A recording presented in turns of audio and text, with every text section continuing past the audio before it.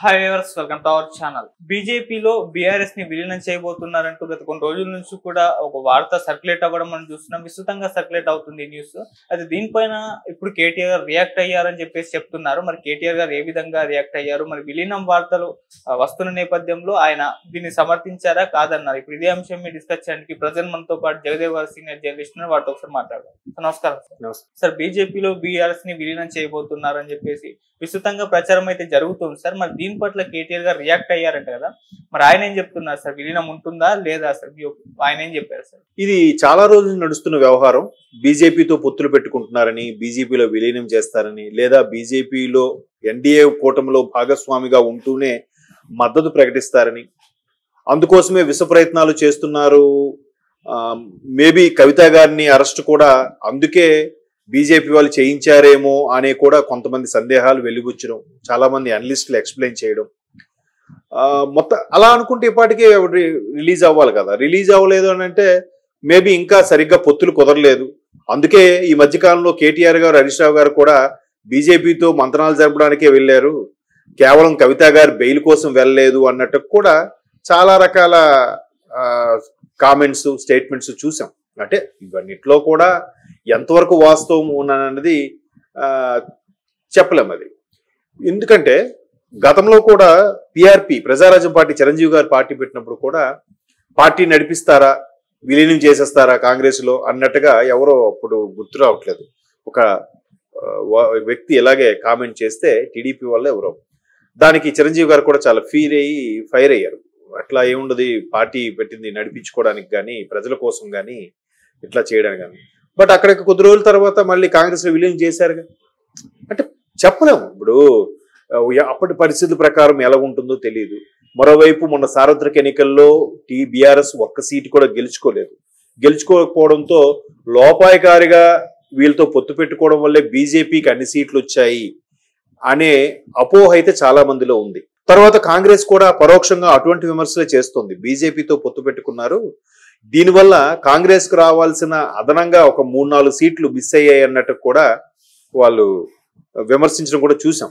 రేవంత్ రెడ్డి గారు దీనికి సంబంధించి పరోక్షమైన వ్యాఖ్యలు కూడా కొన్ని చేశారు.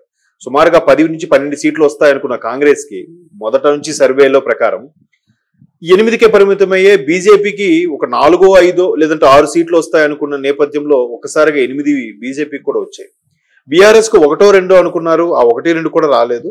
సో ఈ 2 క్లబ్ అయిపోవడం వల్లే బీజేపీకి అన్ని సీట్లు వచ్చాయనేది కూడా చాలా మంది అపోహతో కూడిన విమర్శలు అయితే చేస్తున్నారు. మేబీ దాంట్లో ఎంతవరకు వాస్తవం, అది వాస్తవ రూపం ఎప్పుడు దాల్చుతుంది అనేది మనకు తెలియదు. కానీ వాటన్నిటికి కూడా కేటీఆర్ గారు అన్నిటికీ ఎక్కడికక్కడ చెక్ పెట్టడం, అన్నిటిలోనూ తానే వ్యవహరించడం కూడా కామెంట్స్ చేస్తున్నారు. ఎందుకో కేసీఆర్ గారు ఆన్ స్క్రీన్ కానీ, మీడియా ముందుకు కానీ ఎక్కువగా రావట్లేదు. ఆ రోజు అసెంబ్లీకి వచ్చారు, మీడియా పాయింట్ నుంచి మాట్లాడారు, వెళ్ళిపోయారు. బట్ కేటీఆర్ గారు వర్కింగ్ ప్రెసిడెంట్ అయినందుకు తనే భుజాలు ఎత్తుకొని ప్రతి కూడా స్పందిస్తున్నారు. అయితే ఇవాళ ఆయన ఎక్స్లో ట్వీట్ చేసింది ఏంటంటే, మేము అసలు ఎవరైతే ఇలా పెడుతున్నారో అది ఎట్టి పరిస్థితుల్లో కాదు, దాని గురించి ఎవరెవరైతే పత్రికలు ఆ విధంగా ప్రచురించారో దాని మీద మళ్ళీ ప్రతిస్పందించి మీరు రాయాలి, దాని గురించి రాయాలి, రాయకపోతే ఇకపై చర్యలు కూడా తీసుకుంటే మేము న్యాయ నిపుణులతో సలహాలు సంప్రదింపులు చేస్తున్నాం, ఆ పరంగా కూడా చర్యలు తీసుకుంటాం, ఇప్పటికే సంప్రదిస్తున్నాం. పనిలో పనిగా ఎవరైతే మా బీఫామ్ మీద, మా జెండాతో, మా గుర్తుతో గెలిచి కాంగ్రెస్ లోకి వెళ్ళిపోయారో నెల రోజులు కూడా పూర్తవకుండా వాళ్ళు మాత్రం వదిలిపెట్టేది లేదు. దానికోసం ఖచ్చితంగా చర్యలు తీసుకోబడతాయి, ఇప్పటికే న్యాయ నిపుణుల సలహా కూడా తీసుకుంటున్నాం అని పెడుతూనే ఫైనల్ గా ఒక ట్వీట్ ఏం చేశారంటే, పడతాం లేస్తాం, తెలంగాణ కోసం పోరాడుతూనే ఉంటాము అన్నట్టుగా ఒక ట్వీట్ చేశారు. అంటే జనగా తెలంగాణ సాధనకై పుట్టిన పార్టీ అది, దాని పేరే తెలంగాణ రాష్ట్ర సమితి. అఫ్ కోర్స్ భారత రాష్ట్ర సమితి అని పేరు మార్చారు. దాన్ని కొంతమంది జ్యోతిష్యులు కూడా సెంటిమెంట్ గా పేరు ఎప్పుడైతే మార్చారో తెలంగాణకి డౌన్ ఫాల్స్, టిఆర్ఎస్ కి డౌన్ ఫాల్ స్టార్ట్ అయింది, టిఆర్ఎస్ గా ఉంటేనే బెటరు అనే విమర్శలు కూడా వినిపించాయి. కొంతమంది నెట్జన్స్ ట్రోల్స్ కూడా చేశారు. దానికి మళ్ళీ ఈ ఇన్ఫర్మేషన్ కూడా వచ్చింది, లేదు మరలా బీఆర్ఎస్ కాస్త టీఆర్ఎస్ గానే మారుస్తున్నారు అన్నట్టు కూడా వచ్చాయి. కానీ వాళ్ళేం మార్చలేదు, అలాగే ఉంచేశారు. ఇవన్నిటికి ముందు 23 నవంబర్లో జరిగిన ఎన్నికల ప్రకారం చూస్తే అంతకు ముందున్న సోషల్ మీడియాలో వైరల్ అయిన వార్త ఏంటంటే ఈసారి గవర్నమెంట్ ఫామ్ అయితే బీఆర్ఎస్ది, కేటీఆర్ వర్కింగ్ ప్రెసిడెంట్ కాబట్టి ఆయనే ముఖ్యమంత్రిగా ప్రకటించి కేసీఆర్ గారు సెంట్రల్ లెవెల్లో వెళ్ళిపోతారు, ఆయన ఎంపీగాను లేదా రాజ్యసభ ఎంపీగాను వెళ్ళి ఇది అవుతుంది. అప్పుడు కూడా బీజేపీతో పొత్తు పెట్టుకొని సెంట్రల్ మినిస్టర్ తీసుకున్న అవకాశం ఉందన్నట్టు కూడా కొన్ని వార్తలు వచ్చాయి. సో ఈ ఓవరాల్ గా ఇవన్నీ ఇన్ఫర్మేషన్ మీద ఆయన ఎప్పటికప్పుడు కేటీఆర్ క్లారిటీ ఇస్తూ వస్తున్నారు. బట్ మంచి బలమైన ప్రతిపక్షం ఉంది కాబట్టి తెలంగాణ శాసనసభలో కూడా ఆ శాసనసభ పక్ష సమావేశాలు ఏవైతే ఉన్నాయో చాలా ఉత్సాహంగాను చాలా ఉత్సుకత చూపించేలా కనిపించేలా అనిపిస్తున్నాయి. ఎందుకంటే వీళ్ళు కౌంటర్ వేస్తున్నారు, వాళ్ళ కౌంటర్ వేస్తున్నారు. సో బాడీ వేడిగా చర్చ జరుగుతుంది. దానివల్ల అల్టిమేట్ గా ప్రజలకి లబ్ధి చేకూరుతుంది. వాళ్ళు ఎంత మంచి ప్రాజెక్టులు డిజైన్ చేసినా, ఎంత వైట్ పేపర్ అంతా చూసినా కూడా ఎక్కడో చిన్న మచ్చని ఈ ప్రతిపక్షంలో ఉన్న వాళ్ళు పాయింట్అవుట్ చేయడం, వెంటనే అధికార పక్షం వాళ్ళు అరే ఆ చిన్న మచ్చ కూడా మనం ప్రతిపక్షం వాళ్ళు విమర్శించడానికి ఛాన్స్ ఇవ్వకూడదు అనేలాగా వీళ్ళు కూడా ప్రవర్తించడం అనేది బాగుంది. నిన్న ఎందుకు ముందు చూశాను కేటీఆర్ గారు కూడా రేవంత్ మీరు అని మాట్లాడారు. అదేం తప్పు పదం కాదు. కాకపోతే సభికులు చాలా మంది ఆ రేవంత్ అని సింగులర్ వాడారు. మన ముఖ్యమంత్రి సభా నాయకుడు, మీరు అట్లా ఎలా మాట్లాడతాను. ఈవెన్ స్పీకర్ గారు కూడా దాన్ని ఖండించారు. అంటే నేను విత్డ్రా మై వర్డ్స్ అన్నాను.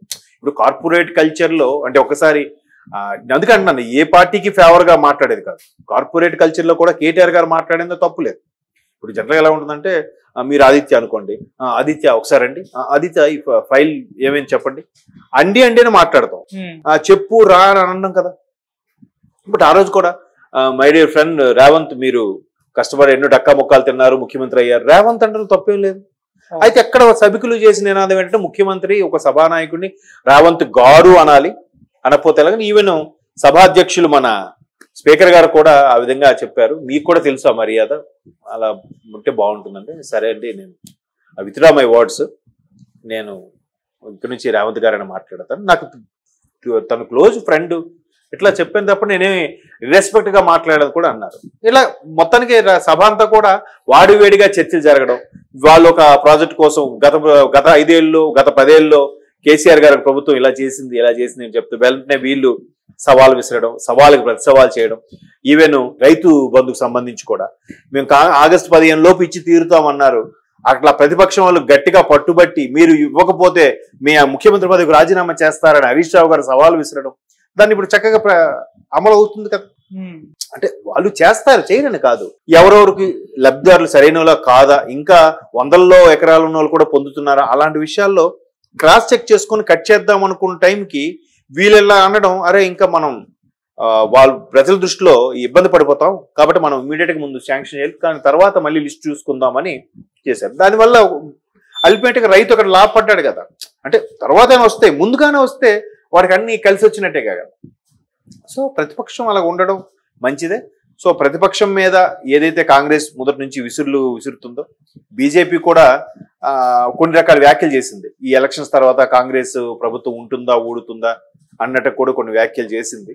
సో వాటన్నిటి ప్రతిఫలం బీఆర్ఎస్ బీజేపీలో విలీనం అవుతుంది అన్నట్టుగా చాలా మంది వ్యాఖ్యలు చేసిన నేపథ్యంలో ఈ రోజు కేటీఆర్ గారు మరొక్కసారి నొక్కి ఒక్క నుంచి చెప్పారు, అట్లాంటిది ఏం ఉండదు, మీరే చూస్తారు, మేము పడతాం లేస్తాం, మళ్ళీ గవర్నమెంట్ ఫామ్ చేస్తాం, తెలంగాణ కోసం దేనికోసమైనా పాటుపడతాం, ఎవరైతే స్పందించారో వాళ్ళు ప్రతిస్పందించాల్సిందే అని ట్వీట్ చేశారు. Thank you so much.